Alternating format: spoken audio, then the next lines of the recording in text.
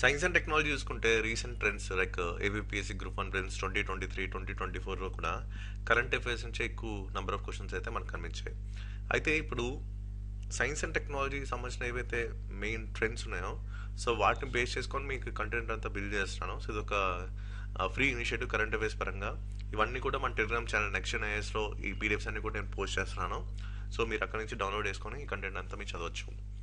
ఇప్పుడు రీసెంట్ టైమ్స్లో చూసుకుంటే అంటే లాస్ట్ 2 ఇయర్స్లో 2024 2023 స్పెసిఫిక్గా మనకి ఏబిపిఎస్సి పేపర్స్ చూసుకుంటే నాసా మీద కన్సిస్టెంట్గా మన క్వశ్చన్స్ అయితే వస్తున్నాయి. ఇది మీరు రాసిన ఏపీపీఎస్సి గ్రూప్ 1 ప్రిలిమ్స్ 2024 చూసుకుంటే నాసా మీద మనకి ఒక క్వశ్చన్ ఇచ్చారు.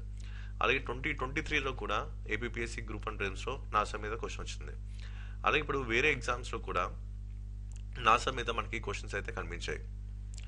అంటే దీన్ని బట్టి మీకే అర్థమవుతుంది నాసా మీద కన్సిస్టెంట్గా ఏబిపిఎస్సి క్వశ్చన్స్ ఇస్తుంది. ఈవెన్ 2019 గ్రూప్ 1 ప్రిలిమ్స్లో కూడా మనకి నాసా మీద క్వశ్చన్ అయితే వచ్చింది. అంటే ప్రతిసారి కూడా ఏబిపిఎస్సి గ్రూప్ 1 ప్రిలిమ్స్లో నాసా మీద క్వశ్చన్స్ అయితే వస్తున్నాయి. దాంతోపాటు వేరే ఎగ్జామ్స్లో కూడా నాసా మీద క్వశ్చన్స్ అయితే వస్తున్నాయి. సో ఇది ఇక్కడ ఫ్రీక్వెంట్గా మనకు వస్తున్న ట్రెండ్. అయితే వీటిని బేస్ చేసుకొని ఇప్పుడు క్వశ్చన్స్ రావడానికి చాలా ఎక్కువ అవకాశాలు ఉన్నట్టు ఒక క్యాలిక్యులేషన్ అయితే మీకు తెలుస్తుంది కదా. ఎప్పుడు కూడా మనకి ఇంత కష్టమైన పేపర్స్కి మనం ఒక ఫార్ములా మనం అప్లై చేస్తుందంటే ప్రెడిక్ట్ ద అన్ప్రెడిక్టబుల్. మనకి ఎప్పుడు కూడా కొన్ని ఇండికేషన్స్ అయితే ఉంటాయి. అదే ఇప్పుడు ప్రీవియస్ పేపర్స్ అనాలిసిస్ వల్ల మాత్రమే మీకు తెలుస్తుంది. సో చాలా మంది ఏంటి ప్రీవియస్ క్వశ్చన్ పేపర్స్ అనాలిసిస్ అనేది చేయకపోవడం వల్ల ఇబ్బంది అవుతుంది. ఈవెన్ తెలంగాణ గ్రూప్ 2లో కూడా ఎకానమీ పార్ట్ అనేది చాలా టఫ్గా ఇచ్చారు. ఓకే, చాలా మంది చేతులు ఎత్తేసారు. సో ఎక్కడెక్కడి నుంచో రిపోర్ట్స్ డేటాను బేస్ చేసుకొని క్వశ్చన్స్ అయితే వచ్చాయి. సో అవి కూడా నేను డీకోడ్ చేశాను. నెక్స్ట్ వీడియోలో అవే మీకు షేర్ చేస్తాను. సో ఎందుకు ప్లాన్ బి అనేది ఉండాలి ఎగ్జామ్ కండిషన్స్ కూడా మీకు ఆ వీడియోలో చెప్తాను. ఎందుకంటే ఇప్పుడు తెలంగాణ గ్రూప్ 3 ఎగ్జామ్లో కూడా ఎకానమీ చాలా కష్టంగా ఇచ్చారు.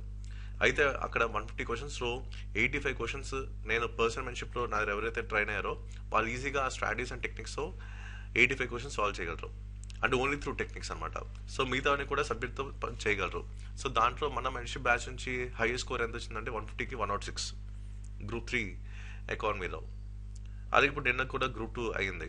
సో దీంట్లో కూడా ఇప్పుడు రీసెంట్గా నేను మాట్లాడాను వాళ్ళతో. నేను చెప్పింది 5గురికి. సో వాళ్ళందరికీ కూడా ఆల్మోస్ట్ ఒక 95+ స్కోర్సే ఉన్నాయి అంత టఫ్ పేపర్లో కూడా. అంటే ఇక్కడ ఏంటి చెప్తున్నా అంటే ఎగ్జామ్ ట్రెండ్స్ బట్టి ఎగ్జామినర్ మైండ్ సెట్ బట్టి చదవడం అండ్ కొన్ని ప్లాన్ బి పరంగా టెక్నిక్స్ స్ట్రాటజీస్ తెలుసుకోవడం కూడా అవసరమే. ఓకే, ఇప్పుడు నిన్న కూడా గ్రూప్ 2 ఎకానమీలో చాలా కష్టంగా ఇచ్చారు. మీరు ఆ పేపర్ కూడా ఒకసారి చూడండి.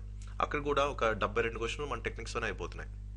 ఓకే, అంటే అక్కడ ఏంటి మనం ప్రీవియస్ క్వశ్చన్ పేపర్స్ అనలైజ్ చేసి ఆ ట్రెండ్కి తగినట్టుగా ఆ స్కిల్స్ అని నేను అప్గ్రేడ్ చేయించాను.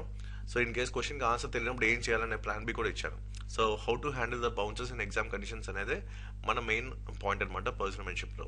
ఎందుకంటే సబ్జెక్ట్ పరంగా మీరు అటెంప్ట్ చేస్తారు బాగానే, వేరే వాళ్ళు కూడా అటెంప్ట్ చేస్తారు. సో మిగతా వాళ్ళకన్నా కంప్లీట్ ఎడ్జ్ ఎలా తీసుకోవాలి అంటే మిగతా వాళ్ళకన్నా ఎక్స్ట్రా ఒక 10 to 15% మార్క్స్ ఎలా తెచ్చుకోవాలి అనేది నేను పర్సనల్ మెంటర్షిప్ బ్యాచ్లో చెప్తున్నాను.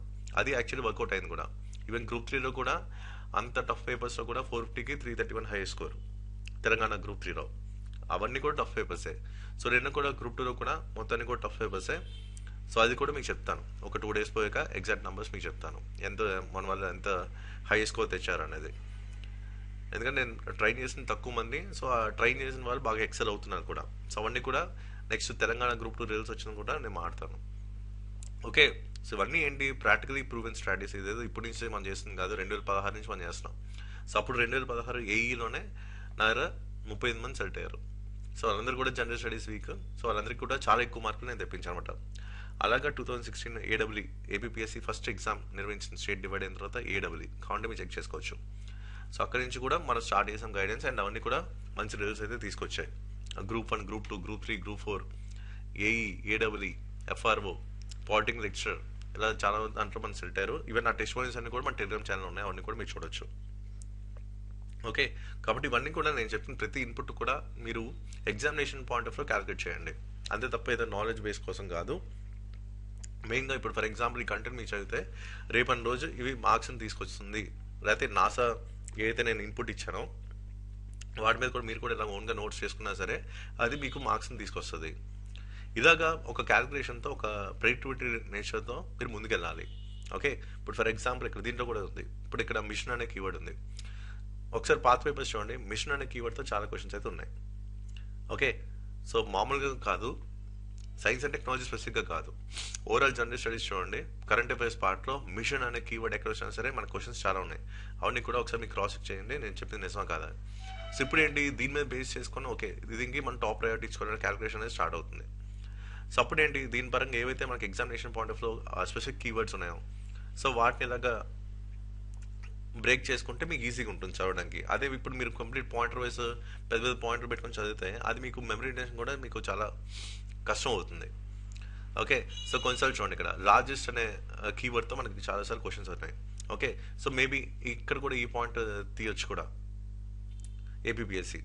సో అలాగా మనకి ఏంటంటే కొన్ని స్పెసిఫిక్ కీవర్డ్స్ క్యాలిక్యులేషన్స్ ఉంటే మీకు ఈజీ అవుతుంది. ఫర్ ఎగ్జాంపుల్ ఇది కూడా అంతే, స్పేస్ ఎక్స్ క్రూ 9 మిషన్, ఇది కూడా మనకి చాలా చాలా ఇంపార్టెంట్.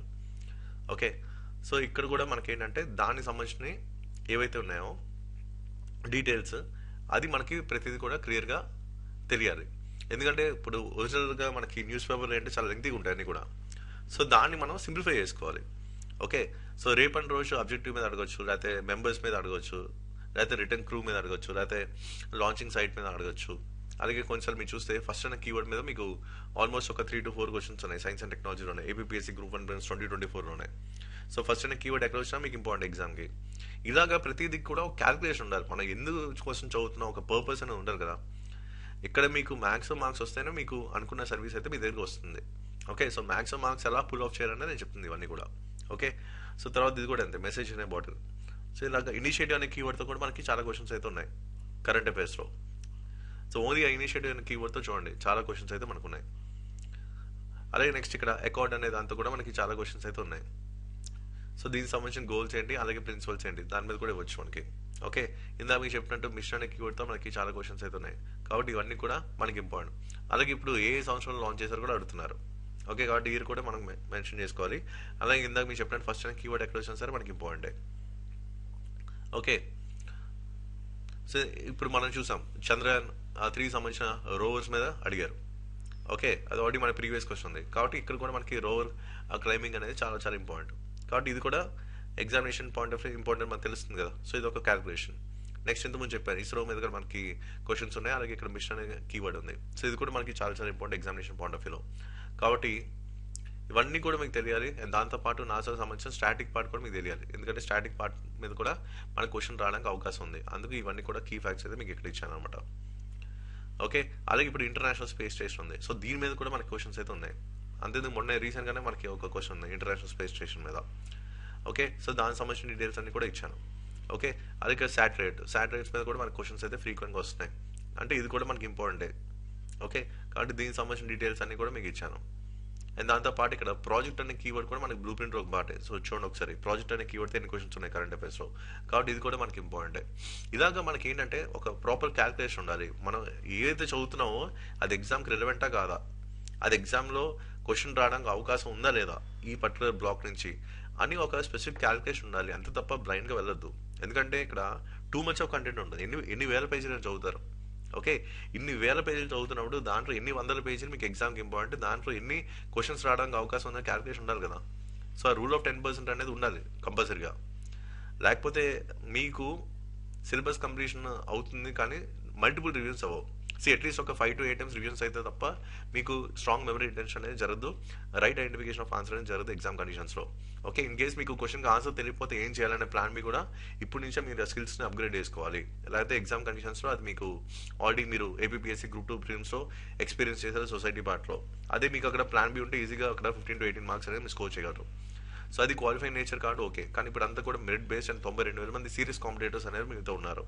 కాబట్టి ఇవన్నీ కూడా ఒకసారి ఆలోచించి మీ ప్రిపరేషన్ కొన్ని స్ట్రాటజీస్ అండ్ టెక్నిక్స్ పరంగా అప్లై చేసుకొని స్కిల్స్ని అప్గ్రేడ్ చేసుకోండి, అప్పుడు మీకు ఈజీ అవుతుంది. అండ్ నా దగ్గర ఎంతమంది సెలెక్ట్ అయ్యారు కూడా చూడండి, అప్పుడు మీకు తెలుస్తుంది ఏంటనేది. బేస్ చేసుకొని మనం కంటెంట్ అంతా నేను డెవలప్ చేశాను. పాలిటీ అయితే ఇవ్వట్లేదు, మిగతా సబ్జెక్ట్స్కి అయితే మనం ఇస్తాం. ఇప్పుడు ఫర్ ఎగ్జాంపుల్ ఏపీసీ ఉంది అనుకోండి, మనకి తెలుగు మీడియం స్టాండ్ బుక్స్ నుంచి ఏపీఎస్ ఇస్తున్నారు. సో మనకి ఏంటంటే ఇంగ్లీష్ మీడియంలో మనకు లేవు మెటీరియల్స్. సో మనం ఏం చేస్తాం, మొత్తం previous question analysis blue print base చేసుకొని మొత్తం కంటెంట్ అంతా డెవలప్ చేశాను. అది కూడా డిఫరెంట్ లెవెల్స్లో బ్రేక్ చేశాను. ఏన్షియన్ మిడిల్ అయితే లెవెల్ 1 లెవెల్ 2 బ్రేక్ చేశాను, మోడర్న్ అయితే 3 లెవెల్స్ లో బ్రేక్ చేశాను. ఈవెన్ సైన్స్ అండ్ టెక్నాలజీ కూడా అంతే, అఫీషియల్ గవర్నమెంట్ వెబ్సైట్స్ నుంచి క్వశ్చన్స్ అయితే ఇస్తున్నారు. సేమ్ అదే ఫార్మాట్ లో నేను previous questions blue print analysis base చేసుకుని మొత్తం కంటెంట్ అయితే బ్రేక్ చేశాను. అలాగే ఎన్విరాన్మెంట్ కూడా సేమ్ అదే ఫార్మాట్ లో. ఎన్విరాన్మెంట్ కి వెయిటేజ్ ఎక్కువ ఉంది సిలబస్ లో, దీనికి ఎక్కువ వెయిటేజ్ ఉంది. సో కాబట్టి ఈ పర్టికులర్ బ్లాక్ నుంచి క్వశ్చన్స్ రావడానికి అవకాశం ఉంది. అండ్ గ్రూప్ 2 స్పెసిఫిక్ గా ఎవరైతే ప్రిపేర్ అవుతున్నారో వాళ్ళకి ఎన్విరాన్మెంట్ అనేది చాలా కొత్త. అందుకు నేను ఏం చేశాను, కంటెంట్ లోనే ఈ ప్రీవియస్ క్వశ్చన్స్ అనాలిసిస్ యాడ్ చేసి మీకు కంటెంట్ అయితే ఇచ్చాను. నెక్స్ట్ ఎకానమీ అనేది చాలా టఫ్ ఫైట్ అవుతుంది రేపు, చాలా టఫ్ గేమ్ అవ్వబోతుంది రేపు ఎగ్జామ్ లో. ఎగ్జామ్ కండిషన్స్ లో డిఫరెంట్ గా ఎడ్జ్ అయితే తీసుకోవడానికి మనకి చాలా స్ట్రాటజీస్ అండ్ టెక్నిక్స్ అవసరం. సో దానికి కావాల్సిన కంటెంట్ అంతా మీకు బిల్డ్ చేశాను అనమాట. ఇప్పుడు ఫర్ ఎగ్జాంపుల్ ఇక్కడ పవర్ ప్లే 1 లో మొత్తం బేసిక్స్ ఇచ్చాను. 1970 నుంచి టిల్ డేట్ ఏవైతే ప్రీవియస్ క్వశ్చన్ పేపర్స్ ఉన్నాయి, యూపీఎస్సీ, ఏపీఎస్సీ, వేరే షెడ్యూల్స్ అన్ని కలిపి దాంట్లో ఏ కీవర్డ్స్ ఎక్కువ క్వశ్చన్స్ ఫ్రేమ్ అయ్యాయో ఆ కీవర్డ్స్ బేస్ చేసుకుని సంబంధించిన బేసిక్స్ అని ఇచ్చాను.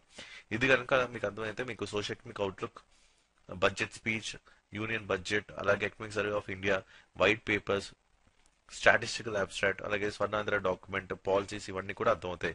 లేకపోతే అసలు ఏమీ అర్థం కాదు, మీకు కాన్సెప్చువల్ క్లారిటీ అనేది మిస్ అయిపోతుంది. ఇలా ప్రతిదీ కూడా విత్ డీటెయిలింగ్ అండ్ ఎగ్జాంపుల్స్ ఇచ్చాను. అలాగే ఎన్సీఆర్టీ ఎకానమీస్ కూడా క్వశ్చన్స్ వస్తున్నాయి. గ్రూప్ 1 ప్రిలిమ్స్ 2023 పేపర్ చూడండి, దాంట్లో 4 క్వశ్చన్స్ ఉన్నాయి 30లో. అవి ఎన్సీఆర్టీస్ నుంచి డైరెక్ట్ గా పిక్ చేశారు. సో ఎన్సీఆర్టీస్ మొత్తం క్లాస్ 90 పేజెస్ లో మీకు ఇచ్చేసాను. అలాగే పవర్ ప్లే 3 ఇన్ డీటెయిల్ చాలా అడ్వాన్స్ లెవెల్ కంటెంట్ అనమాట ఇది. సో అడ్వాన్స్ లెవెల్ క్వశ్చన్స్ అయితే వస్తున్నాయి, అనలిటికల్ బేస్ క్వశ్చన్స్ వస్తున్నాయి. సో అందుకని చాలా డీటెయిల్ గా ఒక 292 పేజ్ మీకు ఇచ్చాను. అలాగే తెలుగు అకాడమీ నుంచి కూడా లాస్ట్ ఇయర్ 2023 గ్రూప్ 1 ప్రిలిమ్స్ లో మన క్వశ్చన్స్ అయితే ఉన్నాయి, ఒక 4 క్వశ్చన్స్ అయితే వచ్చాయి. సో అంత బల్కీ బుక్ నుంచి మీకు 38 పేజెస్ మొత్తం మీకు 1 లైనర్స్ కింద ఇచ్చాను. ఇవన్నీ కూడా మీరు బై హార్ట్ చేయాలి, ఇలా ఇండియన్ ఎకానమీ స్ట్రాంగ్ అవుతారు. తర్వాత ఏపీ ఎకానమీ, ఇప్పుడు ఈ బేసిక్స్ అన్ని రాకపోతే ఇది అర్థం కాదు. ఓకే, ప్రతిదీ కూడా ఎకానమీ ఇంటర్లింక్డ్ ఉంటుంది. సో ఇప్పుడు మీకున్న సోర్సెస్ ఏంటి, latest budget speech, social economic survey, white papers, Swarnandhra document and policies. So వీటి మీద మీకు క్వశ్చన్స్ రావాలి. అండ్ కొన్ని క్వశ్చన్స్ మనకి తెలంగాణలో అయితే స్టాటిక్ పార్ట్ నుంచి వచ్చాయి, అందుకని స్టాటిక్ పార్ట్ కూడా ఒక 35 పేజ్ మీకు ఇచ్చాను. సో మొత్తం అంతా కూడా డేటా అనాలిసిస్ బేస్ చేసుకొని మీకు ఇచ్చాను. మొత్తం previous questions analysis blue print ఇప్పుడైతే మీకు ఎలాగా అనాలిసిస్ మీకు చూపిస్తాను, సేమ్ అదే లెవెల్లో మీ కంటెంట్ అయితే బ్రేక్ చేసి ఇలా అనాలిసిస్ బేస్ ఇచ్చేస్తున్నాను. ఓకే, ఎందుకంటే రేపటి రోజు వాళ్ళు ఎంత లెవెల్ ఆఫ్ డిఫికల్టీకి వెళ్ళినా సరే, ఆ స్కోప్ ఆఫ్ ద క్వశ్చన్ ఎంత అవుట్ ఆఫ్ ద రీచ్ వెళ్ళినా సరే, మన కంటెంట్ డేటా అనాలిసిస్ ఉంటుంది కాబట్టి అది మ్యాచ్ చేయడానికి అండ్ అది రైటా కాదని ఐడెంటిఫై చేయడానికి అండ్ ఈజీగా ఎలిమెంట్ చేయడానికి మీకు హెల్ప్ అవుతుంది ఈ స్ట్రాటజీస్ అన్ని కూడా. సో కంటెంట్ అయితే ఈ విధంగా మనం ఇవ్వడం జరిగింది. అండ్ స్టడీ మెటీరియల్స్ అన్ని మీరు డౌన్లోడ్ చేసుకోవచ్చు, కాకపోతే మనకి ప్రింట్ ఆప్షన్, ఎడ్ ఆప్షన్ ఉండదు. అండ్ ఇందాక మీకు చెప్పినట్టు పాలిటీ కూడా ఇంక్లూడ్ కాదు. So full length study materials మీకు కావాలనుకుంటే మీరు ఈ నంబర్కి వాట్సాప్ చేయొచ్చు. సో మీకు అవసరం ఉంటేనే కాంటాక్ట్ చేయండి. ఓకే, సో ఆల్రెడీ మీరు చదివింది సరిపోతుంది అనుకుంటే ఓకే, లేదు previous questions analysis and blue print based analysis కూడా మనకి ఎక్స్ట్రా అడ్వాంటేజ్ అవుతుంది ఎగ్జామ్ కండిషన్స్ లో అని మీరు గమనిస్తే, మీకు అవసరం ఉంటే అప్పుడు కాంటాక్ట్ చేయండి ఈ వాట్సాప్ నంబర్కి. సో లేదు ఓన్లీ ఏపీ ఎకానమీ కావాలనుకున్నా సరే, ఏపీ ఎకానమీ కూడా మనం ఇస్తున్నాం. సో లేటెస్ట్ ట్రెండ్స్ బేస్ చేసుకొని మొత్తం మీకు చెప్పినట్టు డేటా అనాలిసిస్ బేస్ చేసుకొని. ఓకే, ఓన్లీ ఏపీ ఎకానమీ కావాలనుకున్నా సరే మీరు కాంటాక్ట్ చేయొచ్చు. సో ఏపీ ఎకానమీ అంతా ఏదైతే మీకు చూపించానో సేమ్ అదే పాయింట్ ఆఫ్ లో మీ కంటెంట్ అయితే ఉంటుంది. ఓకే, సో లేటెస్ట్ డాక్యుమెంట్స్ ఏవైతే ఉన్నాయో గవర్నమెంట్ డాక్యుమెంట్స్ వాటిని బేస్ చేసుకొని మొత్తం ఏపీ ఎకానమీ అంతా కూడా కంటెంట్ డెవలప్ చేశాను. సో కంప్లీట్ అనాలిసిస్ బేస్ మీకు ఉంటుంది. ఓకే, సో ఇన్ కేస్ మీకు ఏపీ ఎకానమీ సంబంధించిన కంటెంట్ అవసరమైనా సరే మీరు కాంటాక్ట్ చేయొచ్చు. ఇదంతా కూడా పీడిఎఫ్ ఉంటుంది, ప్రింట్ ఆప్షన్, ఎడ్ ఆప్షన్ అయితే ఉండవు. Okay, that's it video and thank for watching.